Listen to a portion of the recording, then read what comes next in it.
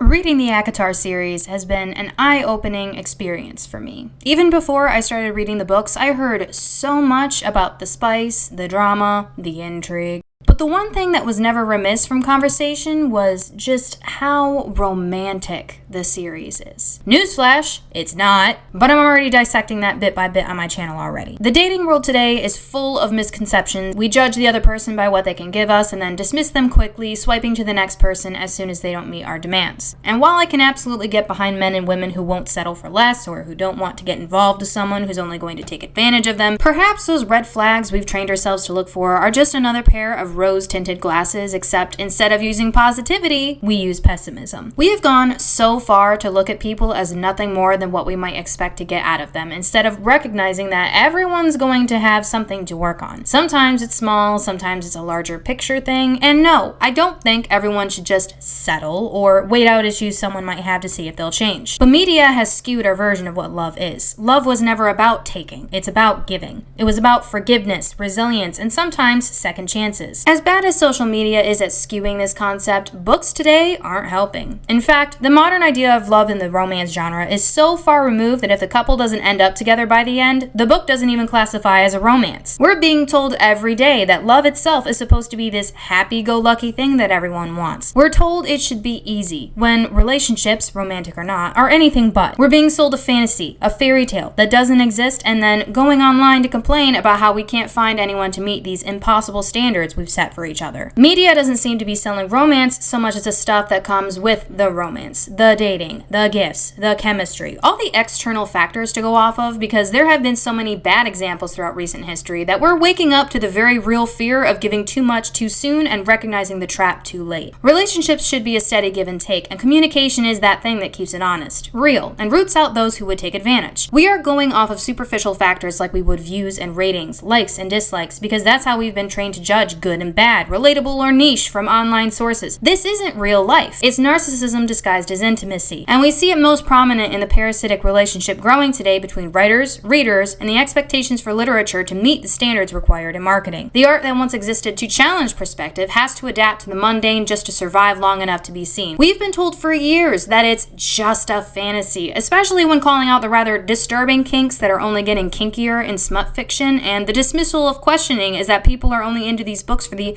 emotional side of the relationship. But I don't know what's more disturbing. Sexual kinks are commonplace. Porn has been around forever. But the way modern romance describes intimacy is coming off more and more like feeding into a sort of codependent psychology that speaks more about what we need deep down, what is actually being repressed, or the fantasy that we've created in our head, because this isn't about learning about each other, it's about learning how much that other person can supply us our wants and needs, and how long they'll put up with it. The movie rom-com is partially to blame. They didn't really help us determine what to look for in a partner so much as tell us what to expect out of them. I'm not saying these aren't admirable traits, but it's gone so far that we're looking for these things to an extent that it's obscuring how we actually see people. What happens when you go on a first date and trauma dump, expecting that other person to listen, sympathize, and put everything they have gone through aside to put us first? They stopped being a person and just turned into a sounding board. Just because someone doesn't want to hear your whole life story on the get-go doesn't mean they're uncaring. Not to mention, when you do find someone who's more than willing to put themselves and their lives aside, it doesn't always mean that they're meant to be trusted. Just because they listen doesn't mean they care. Sometimes it's only a matter of gathering information, and in today's age, it doesn't matter if you're a girl or a guy. Both are terrible gossips.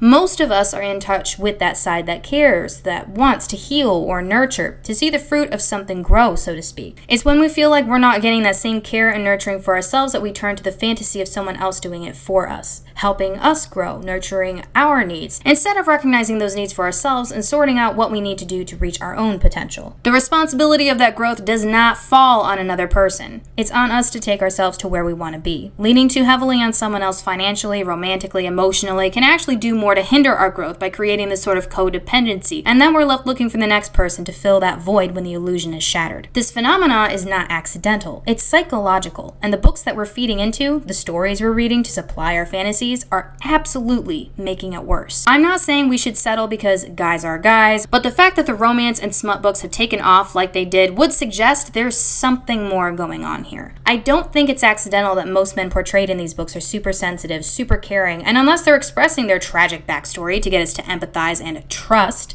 them into believing they are better people deep down, they're usually presented as being overly obsessive, possessive, and emotionally in tune with our main characters. Now, romance books feature men who aren't just sensitive to our needs and emotionally in tune with themselves, they seem to provide all the necessary requirements of the dream guy. The guy who is well off in a luxurious castle, which is the provider mindset. The guy who is overly protective or defensive whenever the MC gets hurt while not denying her strong female powers. The protector mindset. He's usually provoking some inner thoughts or nurturing some kind of realization that the MC will later on have about herself, which can teach her to reach her fullest potential and attain queen or goddess status to showcase her true power that he believed in all along. The men in romantic fiction today are all presented as a mother stereotype. Point is, the reason male love interests are presented like this now is because these books are written by women.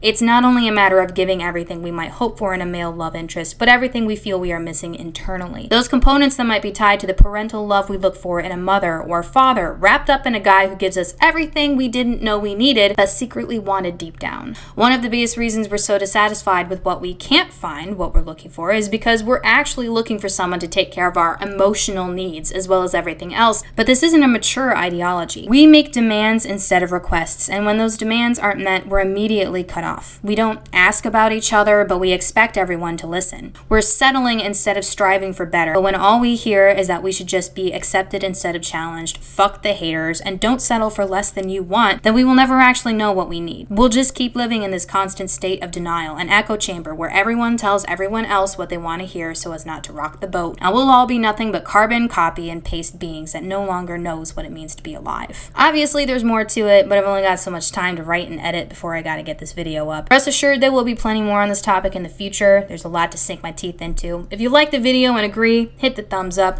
leave a comment and let me know what you think, and subscribe if you feel like sticking around for more. I hope to see you guys next time.